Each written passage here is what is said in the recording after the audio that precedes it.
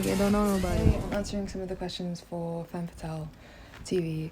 My latest release is called I Promise No One's Watching, and it is a mixtape. And yeah, it's a really fun one. That's it. I think in terms of I Promise No One's Watching, the title's kind of talking about how I felt really judgmental of myself and also judged for a year because I was going through like a lot of things and a lot of personal stuff. My parents had gone through a lot of things in front of me and I was just kind of like freaking out at life being thrown at me. And there was some really good stuff as well, like just relationships and like, you know, dating and a lot of fun stuff. And I just kind of felt as though it was a punch in the face in the form of 12 months. So I wanted to talk about that kind of seesaw of emotion, and the music I made along the way spoke of that kind of the different things I was feeling during the year. And yeah, I think it's a really lovely kind of way to round off a weird and kind of mostly horrible year.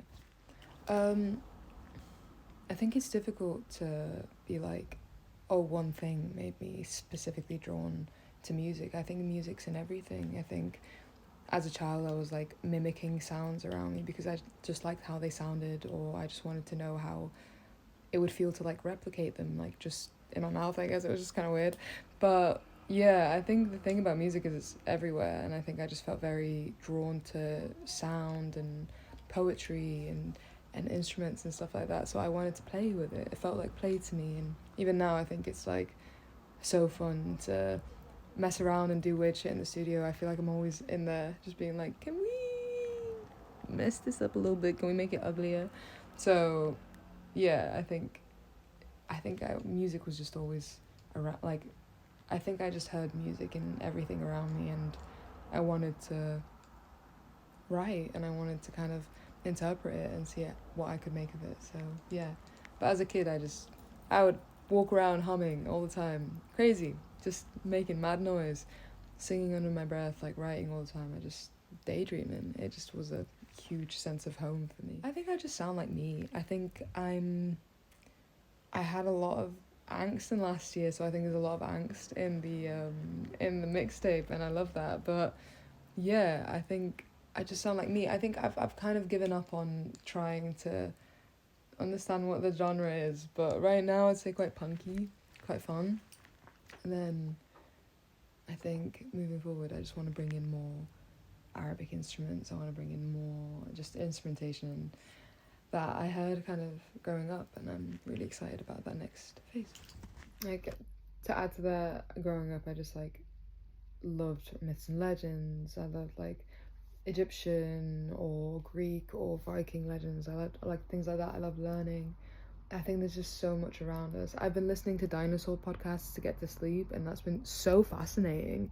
So it's like, honestly, I feel very let's learn about the world core all the time, and that is very inspiring to me. I love fashion as well, and like just seeing anything, museums, art galleries. I just want to eat information and see how other people do things so that I can just see things that I've not done before or considered before. It's like I want my brain to boom blow up and act like it don't know nobody. Get bigger. I want it to get so much bigger. There are so many people that I looked up to so much growing up that I was just obsessed with in so many different ways for different reasons. And I mean, Tracy Chapman's writing, and like, I think it was a song last night. I heard it when I was like 11 or something, and I remember reading the lyrics and being like, and I like felt them so much, and I thought she wrote about things that were really important. Janis Joplin as well. I loved the Pearl album. I thought that was great. Color TV was something that I was really obsessed with. But in terms of just influences I still listen to, I still, you know, have. I've been listening to so much Prince recently, and like that's been great in the past few years, just really getting into his discography, because I didn't really have that much music around me that was like classic or anything other than like maybe Tracy Chapman and Janis Joplin. But I love Stromae, I love Paramore, I love My Chemical Romance, Fall Out Boy. I was just super into like so many different kinds of artists. Marina, having that whole kind of performance element, the operatic element. Like, I just think music is so beautiful. I think my influences were anything I could get my grubby little hands on. I just wanted to eat music if I could, and yeah, I'm still trying to work out how to do that, if I'm being surreal, like really surreal. I think I was just like, what? I was at Brighton Pride for the first time last year, enjoying it with my friends, and like to be playing it the following year is just so insane. I had no idea when I was like drinking on a field that I'd be like, you know, later drinking on the same field, but mostly performing on that field, which is really cool. And yeah, Reading and Leeds was insane. I think I was really scared because it was kind of such a huge thing for me to be able to headline the BBC introducing stage. But then also there were some really amazing acts that were on, massive acts, and just to have this huge crowd of people there and like staying and on board while like other like really established people were playing, I just felt really touched. I was like, oh my god, I can't believe you guys want to stick around for this. This is so cool. But yeah, I love performing. I've loved it more and more than I thought like was possible over the whole of like festival season, and I just feel like I can't wait. I feel like I'm never gonna have enough of it. I'm never gonna feel fulfilled. Like I need 8 more festival seasons. I was so tired, but it was a fucking dream. So yeah, I can't wait for next year. I'm a very extroverted person, and I love people, like deeply love people. I love being around people. I love meeting new people. It's like one of my favorite things ever. So I think I love connecting with people online because I feel as though people feel a lot more free to interact, and they can say what they want to say, and they can communicate in a different way, and I appreciate that. I think that's really cool because it allows everyone to speak.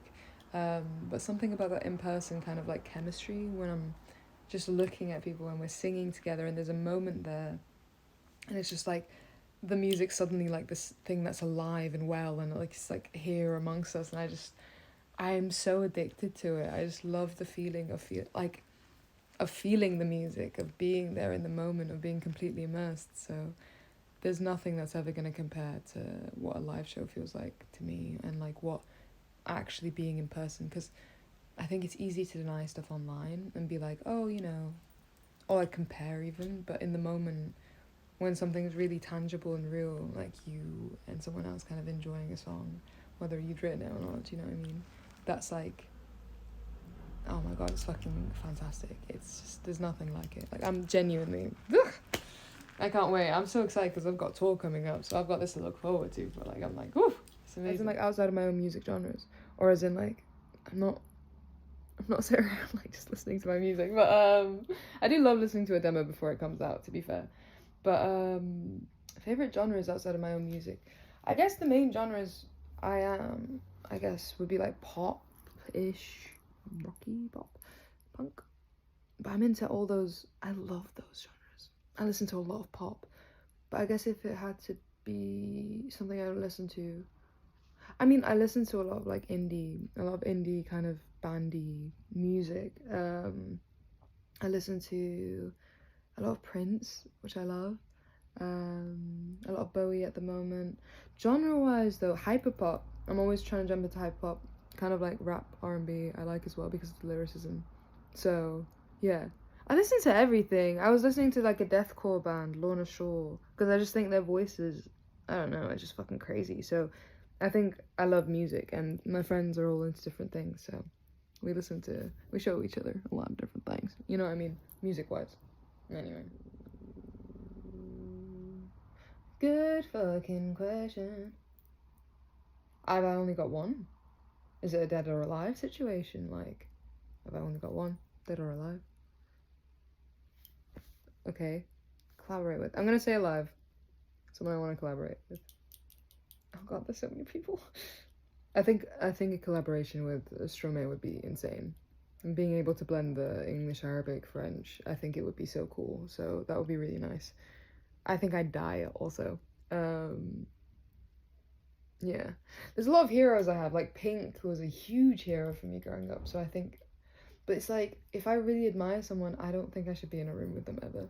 Because I feel like I'm gonna be weird, and it's not Man, it's better, I don't know, I get nervous. But yeah, probably strum it. I think my brain would change. Or like fucking Brian Eno. Like why, like anyone I want. Brian Eno, why not? Shout out Brian Eno. Anyway, literally, I hate to be that bitch. I hate to be that guy. But everything. I love watching bugs. My housemate like studies bugs, and that's really cool. I love like my cat. I like just like reading old journals. I come from a really beautiful background of just like so much rich history, like watching Egyptian shows, watching films, like seeing my friends, hanging out with people I've not seen in a long time, meeting new people, walking to the shop and seeing something weird in the bushes. Most recently, like an Ozempic box, which was interesting, very confusing. But yeah, so like I think I see anything and I'm like, that's so cool, and I'm just so into, oh god, I love life when I'm paying attention to it. I find that I get more stressed when I'm not paying attention and when I'm not actually just sitting in the moment, because I'm not enjoying the things I usually would enjoy, which is like just little cool things I see. I'm going on tour, baby. I'm going on tour. I'm going on tour. I'm going on tour. I'm going on tour.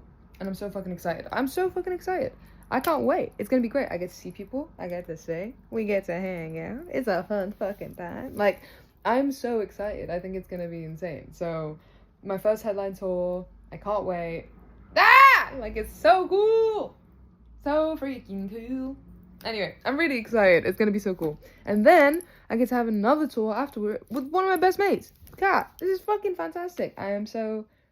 Thank you, universe, or you watching, whoever, if you booked me, or if you bought a ticket, you two watching, thank you. This is wonderful.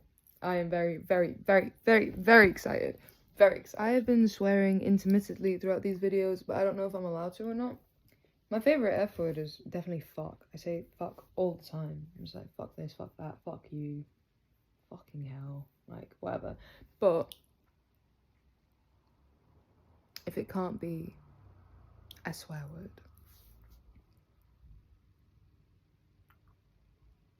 feline. Because I love my cat. I have a cat. Everyone knows. I love him. So my favorite F word is feline. And also I feel like there's an energy behind that word, like a strength, you know what I mean?